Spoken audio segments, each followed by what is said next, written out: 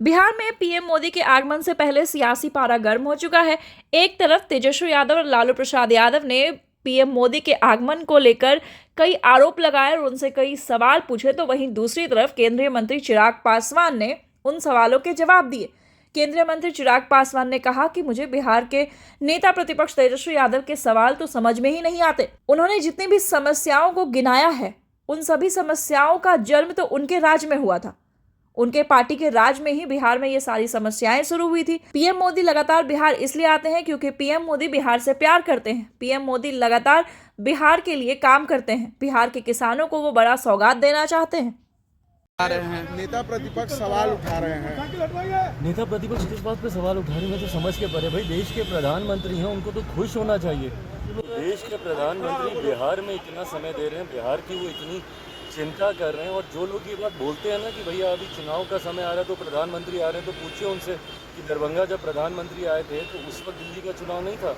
उसके बावजूद भी प्रधानमंत्री को चिंता थी ना बिहार की। जब यहाँ पे हम लोगों ने जनजातीय दिवस, गौरव दिवस हम लोगों ने मनाया था, जमुई में प्रधानमंत्री आए थे कि नहीं आए थे?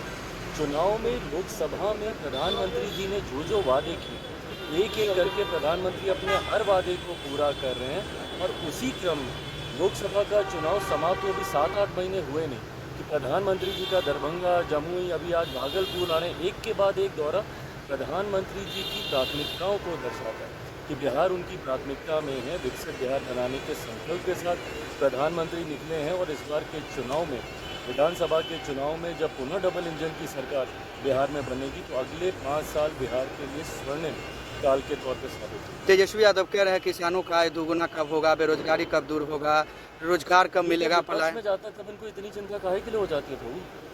जब ये रहते हैं सत्ता में तब इनको चिंता क्यों नहीं होती? कौन था बैक टू बैक बिहार की सत्ता में 15 साल तक 90 के दशक में, जिसकी वजह से लोगों का पलायन हुआ? जंगल राज बिहार को क्यों कहा जाता है? इन्हीं लोगों की वजह से कहा जाता है ना।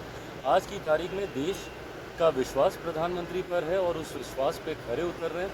वादा पूरे करने की गारंटी प्रधानमंत्री।